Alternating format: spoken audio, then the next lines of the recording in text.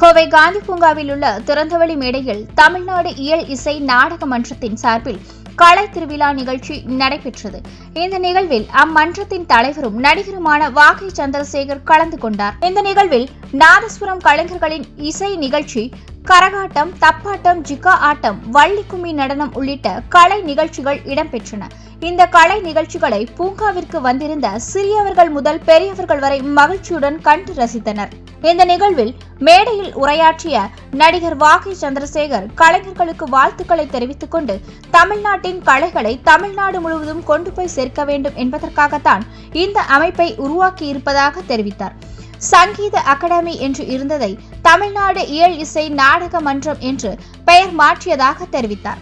தமிழ்நாடு முழுவதும் 7 லட்சம் கலைஞர்கள் இருப்பதாக குறிப்பிட்ட அவர், அவர்களுக்காக பல்வேறு திட்டங்களை இந்த அரசு செய்து வருவதாக தெரிவித்தார். மேலும் கலைஞர்களுக்கு ஓய்வூதியமாக 1000 ரூபாய் வழங்கப்பட்டு வந்ததை தமிழக முதலமைச்சர் 3000 ரூபாயாக உயர்த்தியதையும் குறிப்பிட்டார்.